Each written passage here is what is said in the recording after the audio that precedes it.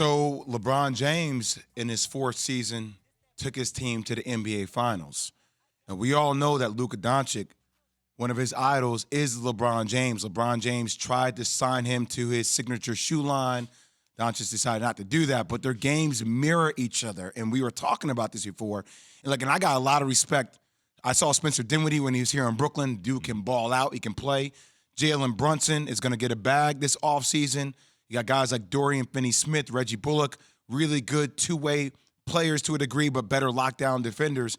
But it's one of those things where LeBron got people paid. I can go through a list of names now, like Boobie Gibson. You and I, we talk about it all the time. You play with certain dudes, it makes things look different. Yeah, no question. Now, I know Jalen Brunson did some things, when Luka wasn't around throughout the season and things of that sort.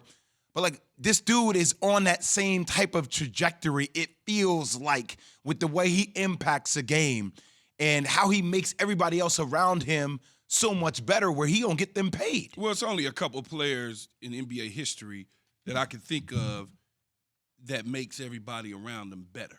I mean, Magic Johnson is a perfect example. Yeah. He made everybody around him better. LeBron James clearly made everybody around him better. And Luka's doing some of that. You mirror that conversation when you go back and you look at young LeBron James in Cleveland, made everybody around him better.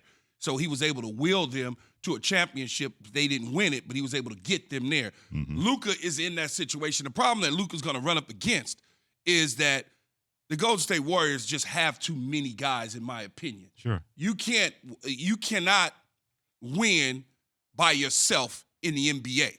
You can get there. We've seen many people get there. We've watched Kawhi Leonard take Toronto, but he also got that help when he needed from Kyle Lowry, Capella. Those guys chipped in. I don't necessarily see the Dallas Mavericks having that. LeBron James went with Cleveland, as you mentioned, Jay. He didn't have the help. Yeah. But when he got to other places, he got the help, and he was able to win. And when he got back to Cleveland, because Kyrie was already there, they bring in Kevin Love from Minnesota. So he wasn't a one-man gang in Cleveland the second time around like he was the first time. Yes. You look at Luka Doncic, and Dirk Nowitzki went through this as well because he was never able to find everybody from the Justice League to help him out.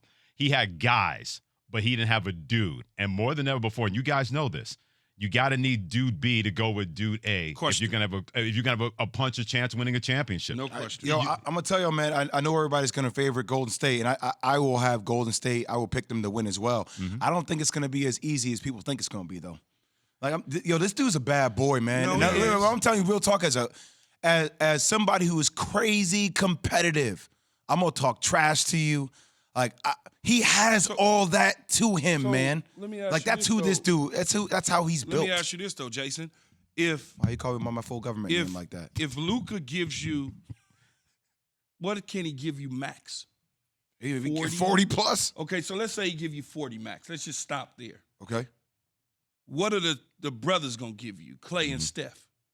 Well, combined, what can they give you? So that's what it comes down to. I mean, they can give you 50. Okay, so they're gonna give you 50. If they both on their game. Let's just say they give you 25 apiece or whatever, average 25 apiece. But then you got Poole, you got Wiggins, and then you're gonna get your little crumbs from Draymond. So where are you gonna get that from with the Mavericks? Well, that's the problem that I have. Or if you say I'm getting something from Poole and Steph, where you gonna now all of a sudden you got Thompson, you got Draymond, and you got Wiggins. So you say, well, it's a night off for them. It's gonna give you Poole and Wiggins. Can I tell you what I do? I make them a 2-point scoring team. I run them off the 3-point line, and that's what Dallas did to Utah. Utah, his team was shooting around 43% during the regular season from the 3-point line. All of a sudden, they were shooting 35% in the playoffs because their whole game plan was to run them off the 3-point line. So, my thing is, Golden State can outshoot you, right, all day if they get hot. Their continuity offense. But if you stay home at shooters and you force them to get layups, right, all of a sudden that slows down their momentum, and then that keeps you in games. You can't let them have those momentum bursts, Freddie, because that's when they pull away from you, right? Yeah. If they get hot from the outside. But also on the other side, Luka's going to get his. I've always been a big believer, and you guys know this. Certain guys are going to have their say no matter what you do. Yes. It can be any sport, but certain guys that are dudes are going to have their say. It's when they do it. Because when Luka had his say in Game 6 and Game 7, he affected everybody against the Phoenix Suns and for the Dallas Mavericks. Same with Golden State, Jay. You mentioned about that momentum.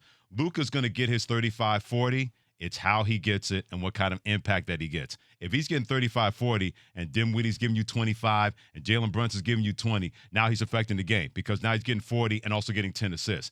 It's how they can limit his impact where he's going to be a one-man gang, but if everybody steps up, you can't have them helping out. They got to try to do it above their skis more than anything else. The problem that I have with Freddie just said, though, he's going to get his against the Suns and things like that. I don't personally see Golden State being Phoenix, where all of a sudden Steph Curry, Jay, gives you 10 points and Clay gives you 11 or vice versa, depending on Poole or whatever.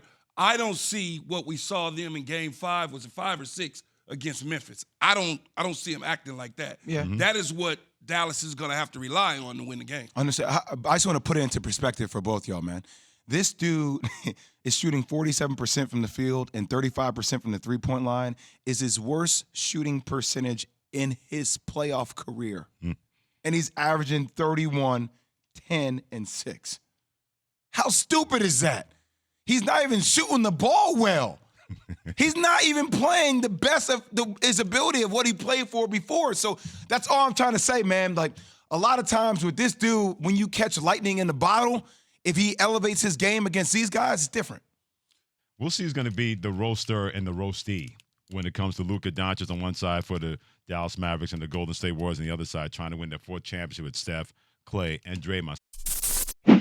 Thanks for watching ESPN on YouTube. For live streaming sports and premium content, subscribe to ESPN Plus right now.